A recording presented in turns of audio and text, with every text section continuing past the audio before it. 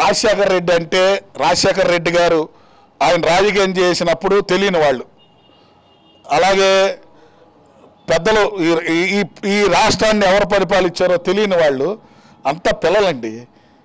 ఇళ్లలో తల్లిదండ్రులకి వాళ్ళ మీద కట్టలు లేదు, రోడ్డు మీదకి వస్తారు, సినిమాలు చూస్తున్నారు.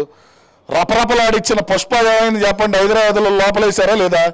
రపరపలాడిస్తే చట్టం దాని పని తను చేసుకెళ్తుంది. ఎవరిని రపరపలాడిస్తడానికి లేదు.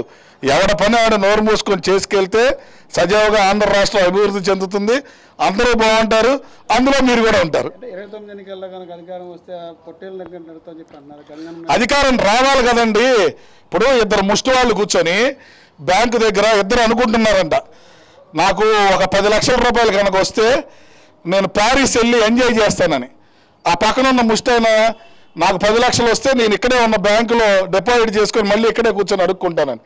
వీళ్ళకి 10 లక్షలు వచ్చేది ఎప్పుడు, వీడు ప్యారిస్ వెళ్ళేది ఎప్పుడు, అలాగే ఈయన బ్యాంకులో వేసి డిపాజిట్ వేసి ఇక్కడ కూర్చునేది ఎప్పుడు? అవన్నీ జరగాలి కదా. జగన్మోహన్ రెడ్డి అనేవాడు 30 ఏళ్ళు అన్నాడు, 30 ఏళ్ళకి 5 ఏళ్ళు కుదిపించారు. ఆయన కనీసం ప్రతిపక్ష హోదా కూడా లేదు. గౌరవం ఇప్పుడు నవ్వుతూ చేసే పనులన్నీ కూడా ఏడుస్తూ అనుభవించాలి. ఆయన నవ్వుతూ ఆంధ్ర రాష్ట్ర ప్రజలను ఏడిపించారు కాబట్టి ప్రజలందరూ నవ్వుతున్నారు, జగన్మోహన్ రెడ్డి ఏడుస్తున్నాడు. దాంట్లో ఇబ్బంది లేదు కదా. కర్మ సిద్ధాంతం, కర్మ రిటర్న్స్ బ్యాక్. ఎవరికి ఏది చేస్తే అది రిటర్న్ అవుతుంది. ఆయన చేసిన ఫలితం ఈరోజు అనుభవిస్తున్నాడు. 29లో ఆయన వస్తాడని ఆయన చెప్పుకుంటే సరిపోదు కదా, ప్రజలు చెప్పాలి. ప్రజలు ఆల్రెడీ చాలా విఘ్నులు.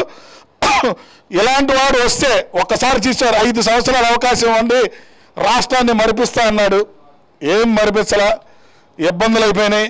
నేను ఊరికనే బటన్ నొక్కా అంటే ఆంధ్ర రాష్ట్రంలో ఉన్న ప్రజలందరూ ముష్టి వాళ్ళ అండి, అడుక్కునే వాళ్ళ అంటే నీ తాతగారి సొత్తులాగా, మీ నాయనమ్మ సొత్తులాగా నీ డబ్బులన్నీ పనిచేసి ఏ అభివృద్ధి లేకుండా ఈ రాష్ట్రంలో ఉన్న యువతనందరినీ నిర్వీర్యం చేసి ఈరోజు నేను యువత కోసం పనిచేస్తాను, వృద్ధుల కోసం పనిచేస్తాను, ఎన్ని సొల్లు కబుర్లు చెబితే ఎవరింటారు? జగన్మోహన్ రెడ్డి, నీ పందా మార్చుకో, అభివృద్ధిలో నువ్వు కూడా భాగస్వాము. నువ్వు ప్రతిపక్షంలో ఉన్నప్పుడు నువ్వే చెప్పావు, మాకు 370 ఎకరాలు సరిపోదు, 33,000 ఎకరాలు తీసుకోండి, అమరావతి క్యాపిటల్ అని. అలాంటిది నువ్వు ముఖ్యమంత్రి అవగానే మూడు రాజధానులు అన్నావు. ఏ రాజధాని నువ్వు డెవలప్ చేసావు? ఏ ప్రాంత ప్రజల్ని నువ్వు డెవలప్ చేయగలిగావు? ఎవరికి న్యాయం చేయగలిగావు? అందరికీ అన్యాయమే. కేవలం నువ్వు నీ పక్కన ఉన్న కుటుంబాలు తప్పితే మిగతా రాష్ట్రంలో ఉన్న వాళ్ళంతా అడుక్కు తినే పరిస్థితి ఉంది. ఈసారి కూటమి కాకుండా జగన్మోహన్ రెడ్డి వచ్చుంటే రాష్ట్రం 30% ఖాళీ అయిపోయే పరిస్థితి ఉండేది. ఆ దేవుడు చల్లగా చూశాడు, కూటమి ప్రభుత్వం వచ్చింది. కూటమి ప్రభుత్వంలో ప్రజలు సంతోషంగా ఉన్నారు. ఇచ్చిన హామీలు నెరవేర్చడానికి కొద్దో గొప్ప టైం కావాలి.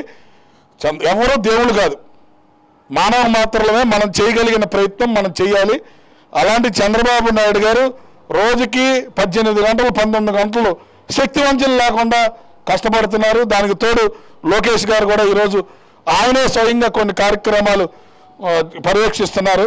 కాబట్టి కొద్దిగా టైం ఇస్తే రాష్ట్రం డెఫినెట్గా రాజధాని కట్టి తీరుతుంది, రాష్ట్రం అభివృద్ధి చెందుతుంది. మన పిల్లలకి మనం ఇక్కడ ఉద్యోగాలు ఇచ్చుకునే అవకాశం ఉంటుంది. ఎక్కడికో వెళ్ళి ఎవరి దగ్గర బానిసగా పనిచేసే పరిస్థితి మాని ఈ రాష్ట్రం అభివృద్ధి చెందాలని ప్రజలంతా కోరుకుంటున్నారు. కాబట్టి రాష్ట్ర ప్రజలు కూడా ఇదంతా గమనిస్తున్నారు.